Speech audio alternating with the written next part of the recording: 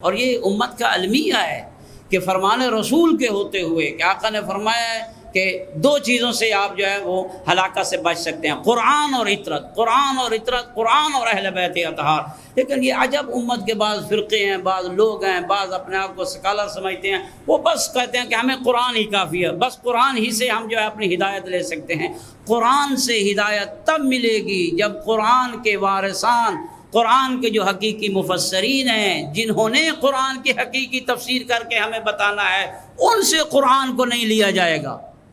اس وقت تک ہمیں ہدایت نہیں مل سکتی۔ اور یہی وجہ ہے کہ جب سے امت نے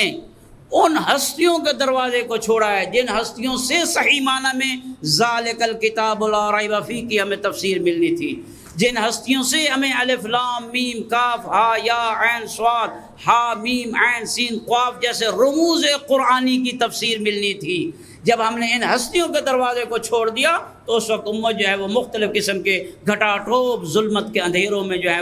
وہ چلے گئے ہیں اور وہ گمراہی کا شکار ہو گئے۔ امام حسین علیہ السلام کے قیام سے پہلے بھی یہ چیز بھی بہت زیادہ تھی کہ احادیث پہ پابندی تھی، لوگوں کو فضائل آل محمد سے دور کیا جا رہا تھا، حتیٰ کہ آل محمد کے حقیقی فضائل سے بھی وہ لوگ کیا تھے، وہ ان کو پتہ ہی نہیں تھا۔ اور یہی وجہ ہے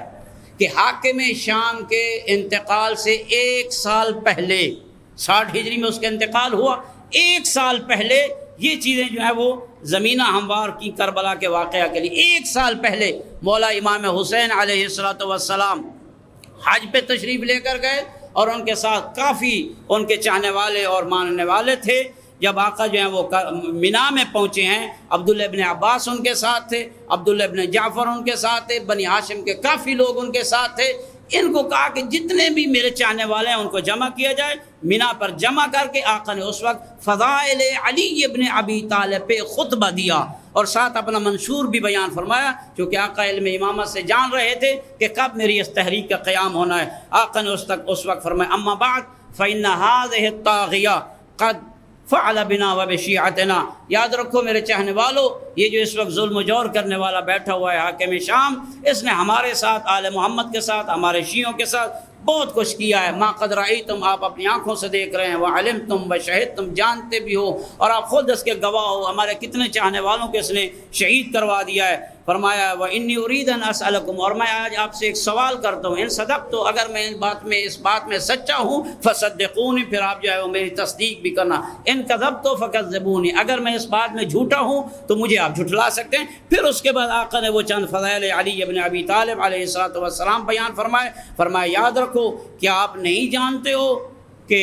روایت میں ملتا ہے کہ امام حسین علیہ السلام نے ہر اس آیت کو بیان کیا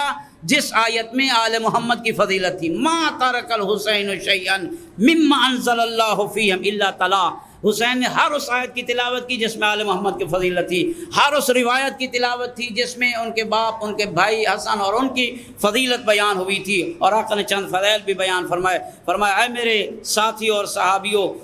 کیا آپ نے یہ سنا نہیں ہے اور دیکھا نہیں ہے کہ آپ نہیں جانتے ہو کہ ان علی ابن ابی طالب کان آخا رسول اللہ صلی اللہ علیہ وآلہ وسلم حین آخا بین اصحابہ،